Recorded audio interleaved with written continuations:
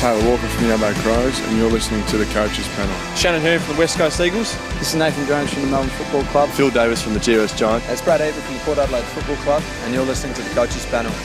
Midway through the 50 most relevant. Hello, you've got MJ from the Coaches Panel. I hope you're enjoying this list as we make our way through who I believe are the most relevant players universally for all salary cap formats of the game.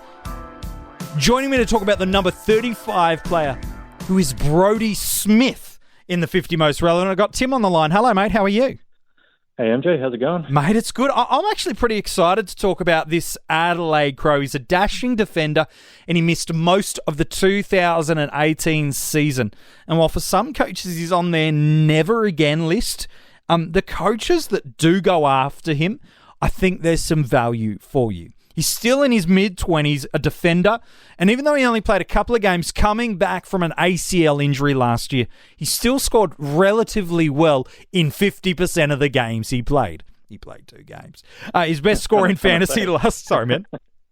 I was going to say, he only played 2 games. Only played 2, but it doesn't matter, man. Look, his best score last year, both games were against the Giants. It was a 101 in AFL Fantasy and Dream Team, a 129 in Supercoach. Averaged 77.5 in AFL Fantasy, but he's not priced at that average. He does have a discount, similar in Dream Team as well as Supercoach, 87.5, but he's not priced at that. Where he is priced at is around about kind of mid to high 50s across the format. So he's going to set you back just over 332,000 in Supercoach, 439,000 in AFL Fantasy, and 388,000 in the final format in Dream Team. I guess, Tim, when we talk about Brodie Smith and we'll look at his season last year and kind of the build-up in years previously, he's one of those guys that if you've been playing fantasy footy for a long period of time, he was a beloved premium a handful of years ago, and for other coaches now, he's just found his way onto the never again list.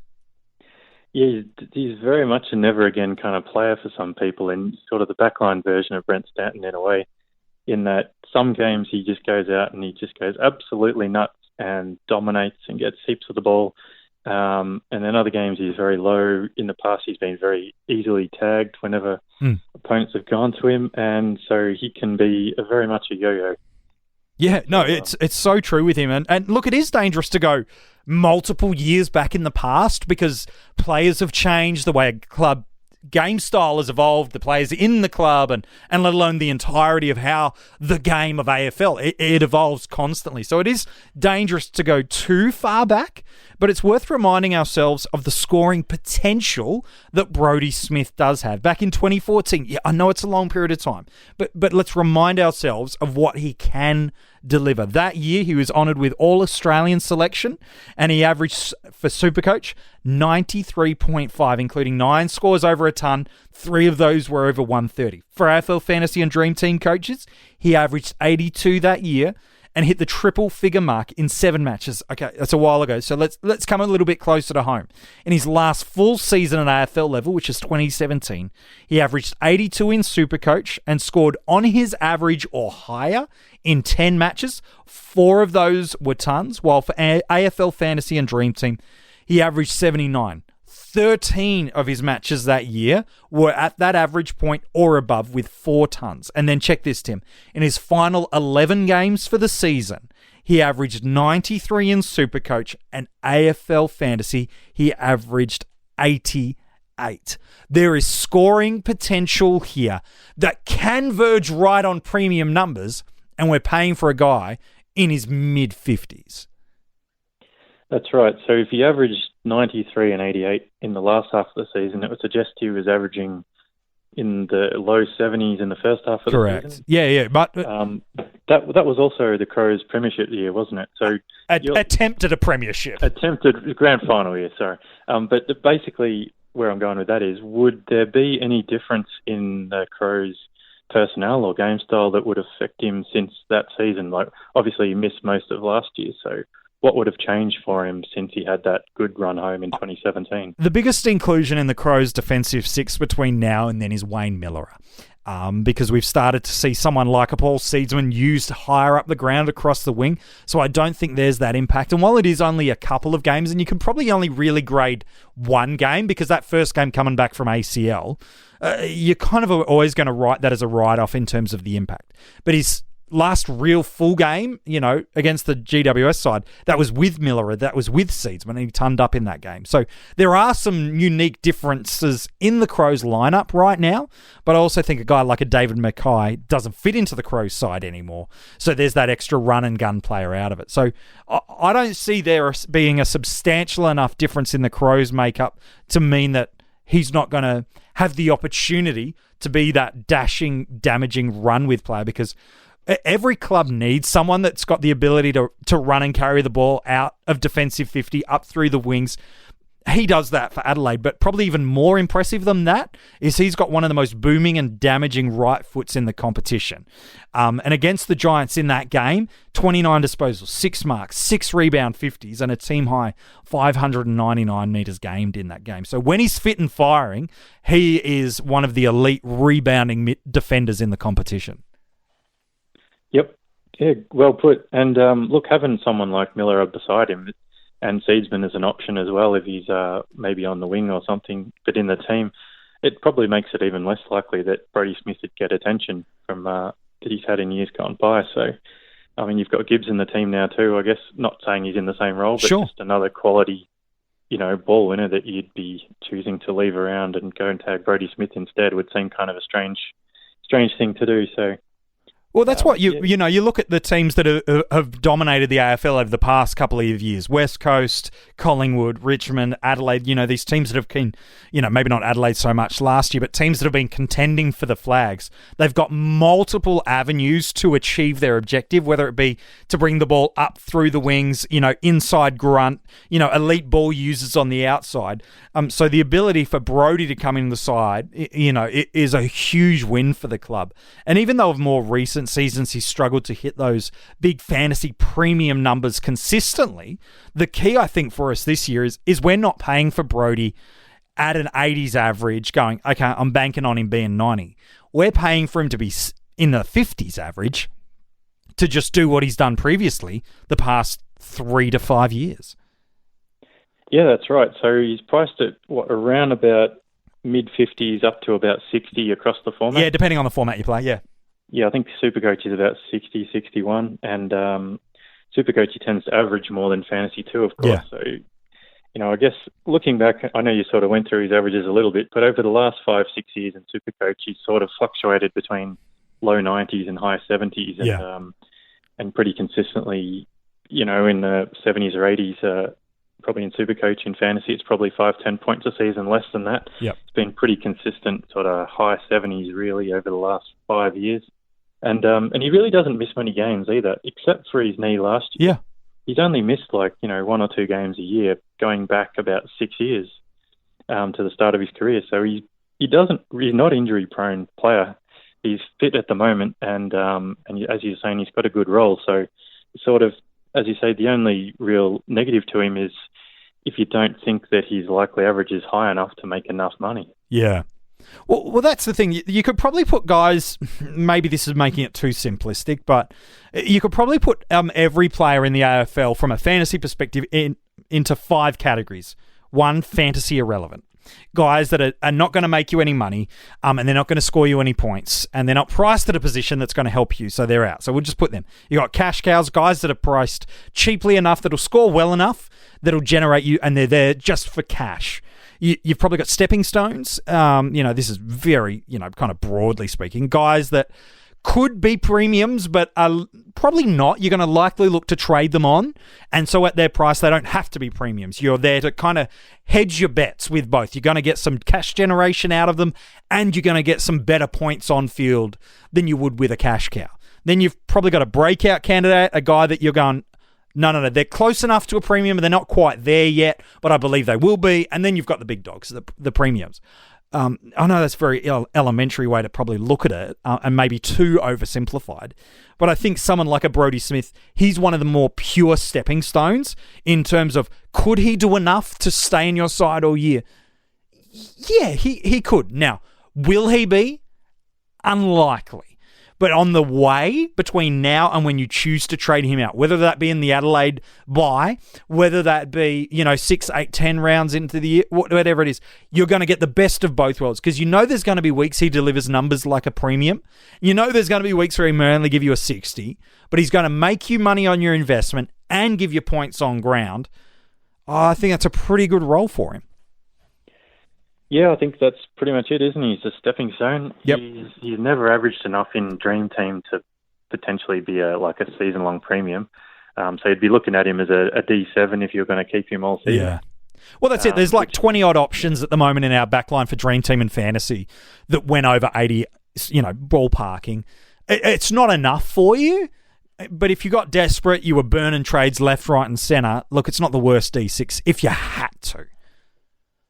No, that's right. Well, I mean, as you said, as long as he stays fit, which he really should based on history, then you could get by with that. That'd be certainly good enough. And I think Supercoach is probably unlikely to be a keeper as a premium as well, unless he hits his 94 average again. But same sort of thing as Fantasy in terms of a D7 or pinch hitting D6.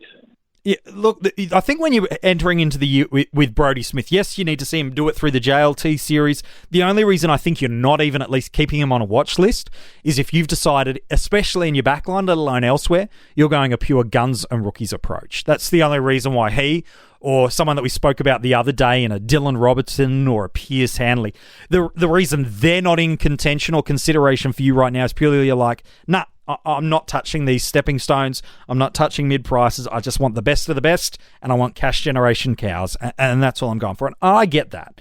But I think if you're looking for a potential stepping stone that has the capacity to verge on premiums, then I think Brodie Smith needs to be in your JLT watch list and in consideration. For me, I don't know about you, Tim, I'm keen on your take, but for me right now, I've got Brodie Smith in every single format. Now, he's more locked away in some than others, and he's got some competition for spots. Like just yesterday, we talked about Pierce Hanley. The day before, Dylan Robertson. There's a reason these three are all grouped together. It's because, yes, in one format more than the other, their price point makes them more relevant. Yes, one's got a better ceiling than the other. Yes, others have shown they're a bit more likely to be a premium than the other. So there's all variations through there. But for me right now, I just like what I think Brodie Smith could deliver in 2019. That may change throughout the year, but right now he's locked away in a couple of my formats. I think I've got him in all formats right now. That could change, but I like what I'm seeing based on his price, based on his potential. I think he's a serious watch list, if nothing else. Oh, definitely. You definitely got to be on a watch list. And look, I think in Supercoach, I'd have him at the moment. So he has certainly a bit more sort of difference between his likely average and what he's priced at. The other two, he's certainly not a bad pick, and I'd probably prefer not to pick him. I'd probably prefer to find someone who can rise up a little bit more than him across whichever line that pushes me to. But he's probably on my backup tier at the moment. So if I can't find others that I'm comfortable with to get that, he's going to be a pretty safe guy to go up, $100,000 or at least, if not more. I think in Fantasy and Dream Team, just because he's just never averaged in the 50s before, he's going to average 70 to 80. Yeah, and the question for you is for you and your side and the way the other variables you're playing around with. You may have two or three other, stepping stones and mid-price and breakout options in other lines. Maybe it's too many for you, so you've got to change. But I definitely think, if nothing else, he offers supreme potential value. And if you're looking for a in-between range option in your backline, in any format, you can't discount what Brodie Smith could deliver for you in 2019. You don't have to pick him. You don't have to pick anyone. But I think he needs to be seriously considered, and at very least, a watch list. Let's talk drafts, though, Tim, before we wrap up this episode.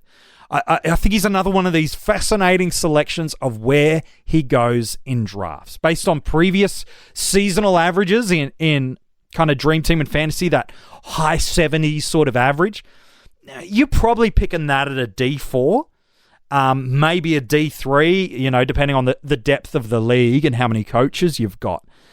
And I think that's probably still about the spot you'll get Brodie Smith. I still think people will be locking in, one or two of those bigger top 20 defenders as best they can, looking in, D3 for some speculative picks that have got the potential to be premiums. Then D4, chances are you're going, I'm just looking for some potential ceiling. I'm looking for a guy that could be a ripper option and win me a couple of matches and not cost me any. And Brodie fits into that category for Dream Team and Fantasy. So I don't know about you, man, but I think D4 feels about right of where I feel comfortable going after him because he's done a full preseason. The injury issue is 18 months old for his body now. So there's not as many risks associated with him as maybe some of these other kind of stepping stone defenders. Yeah, I think that's about right. I'd have him D3 or D4, depending on your draft strategy. So I think if you could get him at a D4 or later, you'd be wrapped. I think you'd get him at D3 if you sort of left defenders a bit late. Yep. You might have got one or two early on and then just left them knowing that there's a lot of these sort of value guys that you hope other people will forget about one or two and just go and pick them off later. So if you've got similar guys to him at D4 and he's D3, then that's fine. Yeah, I think so. And Supercoach is probably similar. Historically, he'd go, D3, maybe D2 is a little bit too excitable. But again, I think just due to the injury discount, I think you might be jagging him at D4. You may miss him at that point on, so you may have to jump early if you really want to own him and you're really bullish on him.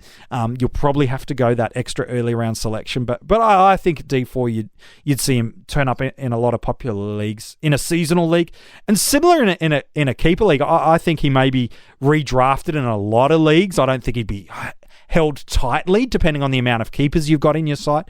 But I think he's still aged at a good enough position. He's going to keep that defensive status for a long period of time. I think the question of where you go after him in terms of a keeper league depends in part in an existing, how many you've got to keep, and what defenders you've already got on your list. Yeah, that's right. And he's not that old. He's only just turned 27. 27, yeah. 27 in mid-January, I think. So it's just happening as we speak around about now. So he's got plenty of years left and he's been durable until now. So I think the thing that hurts him is he doesn't really push on too much. I mean, Grant Birchall's someone who a few years ago had a lot of value, even though he'd never really had a huge average. He was just sort of low 80s every year. Yeah. And Brodie Smith probably about 5 points off that, generally speaking, over his career. So he has some value. He will be kept in some, as you say, if it's slightly deeper. But it'd certainly be a popular sort of early redraft defender, I think, because people will look at him and go, look, he's pretty solid for a 75 to 80 average. Yeah, no, look, I think he's a really great option for us as in drafts. He presents value. In salary caps, he presents value. I think the only reason you're not considering, probably two reasons. You're not in salary caps considering a mid-price or a stepping stone option or two. You're just not going to select him because he's burnt you in the past. And that's dangerous to rule a player out this early in January. Hey, man, appreciate your thoughts today on Brodie Smith. No worries. Cheers. If you want to go and check out the rest of the articles, not just about Brodie, but all the other players in the 50 most relevant, you can go and do that at coachespanel.tv. All the links to pledge and become a part of our Patreon, you can find that there, as well as how you can tune in every single day through Spotify, through iTunes to grab what you're doing right now.